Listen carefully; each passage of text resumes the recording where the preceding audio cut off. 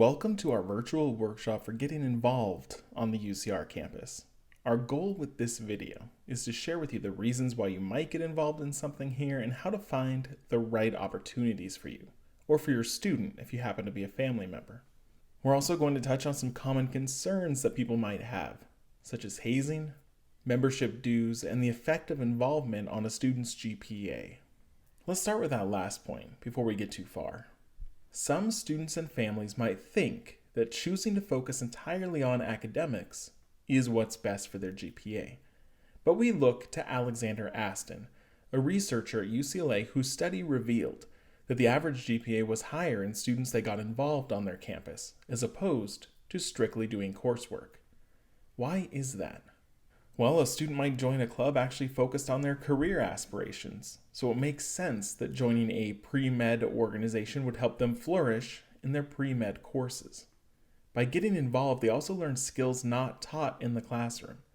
For example, they might learn to mediate conflict in a student organization, or they might learn better time management skills. And these are skills that also might help them with projects in their classes, especially in group projects. They also might get involved just to have fun and make friends, which can really boost their positivity and mental health, as opposed to feeling alone and isolated as they focus solely on academics.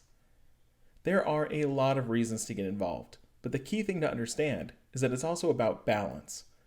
A student who joins 20 clubs and spends every night going to meetings, yes, they might struggle academically. So we recommend that students find a few quality experiences to focus on while they're here, instead of going for a high quantity of experiences. Listing 20 clubs on your resume doesn't look as impressive as holding leadership positions in a small number. Now, Aston defined involvement pretty broadly. He included things like working on campus, living on campus, taking advantage of resource offices, being a part of mentorship programs, and much more. For now, though, our area of expertise is really student organizations and campus departments. Student organizations are pretty self-explanatory. They're created by students and ran by students. Campus departments might have student employees, but they're ultimately ran by professionals at the university. An average UCR student will engage with both organizations and departments frequently while at UCR. Let's dive into student organizations. We keep all of our student orgs on a website called Highlander Link. You can type in specific club names or even general topics, and you'll likely see results. This isn't a perfect system though, as not every group's name makes sense, and sometimes the student org might not list all the keywords that would make sense for them either. So you could choose to browse by category. We have organizations split up into what we call clusters. So I could browse all of the cultural organizations or service organizations. We have over 500 organizations total, so this can help narrow the field. I also want to point out something about groups with Greek letters in their name. While some of these might be the single-gender fraternities and sororities you're likely familiar with, plenty of other groups use Greek letters as well. Phi Alpha Delta is our largest pre-law organization on campus, while most pre-med students might look into groups like Phi Delta Epsilon. These professional groups are co-ed, as opposed to the single-gender organizations. So when you see a name, do some research before you make a decision outright.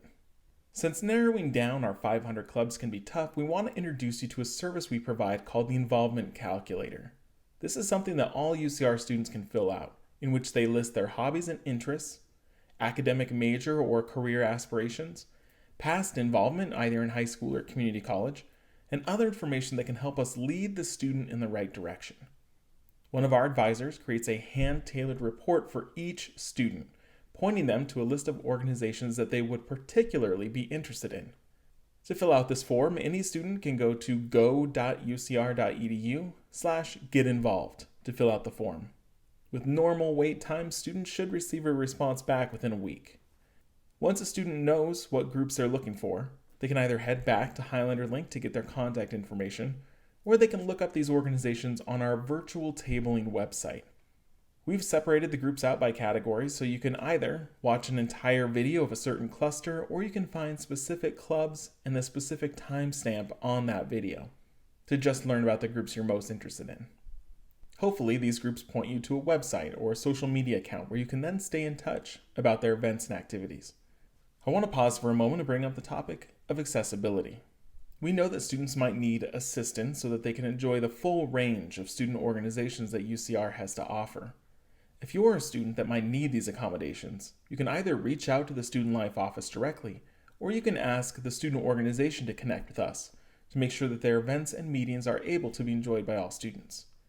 The more advanced notice we receive, the better we can do to make this happen. So we typically ask for about 2 weeks in advance to arrange services like live captioning, sign language interpreters, or other services. Student organizations can request our assistance in paying for these services if they're unable to do so on their own. Now we get to the question, how do you officially join a club? For most clubs, it's very casual, usually just signing up on a mailing list or attending meetings. Some groups might still be fairly casual, but might have membership dues that a student would have to pay. These could range from single digits, if it's just to contribute to the group's events and activities, or it could be in the hundreds. Having a high membership cost isn't necessarily a deterrent, but it's an important discussion to have at the club about what the student gets for that cost.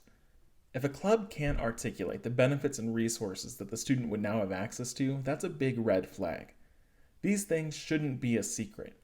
Maybe the dues pay for all members to attend a yearly conference, or now they have access to alumni networking, things that might make it worthwhile. You also want to find out if this is a one-time fee, yearly, or even quarterly. Once we get past membership dues, some organizations might have a formal process to join, often called formal recruitment or a new member process.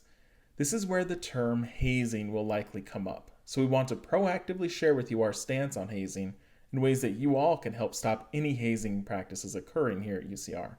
First off, we want to acknowledge that there are some groups that have established themselves here on campus but are not formally registered or recognized by UCR. There are some groups who've been removed from campus for various risk management violations and have continued to try to function, and some who did not follow our registration process and policies and still try to function as a group. We encourage you to search Highlander Link for any organization you're interested in to ensure that they are registered and recognized at UCR. We highly encourage students to join registered student orgs due to the benefits we're able to provide, including advising from the Student Life office, the ability to reserve space and hold events on campus, access to apply for funding through ASUCR, our student government, and training and resources provided by various departments. It is also important to note that joining dismissed organizations and participating in activities could be considered a policy violation and could result in suspension or dismissal from the university. So double and triple check that you're joining legitimate organizations. Now, if the organization is registered, you can still keep an eye out for hazing practices.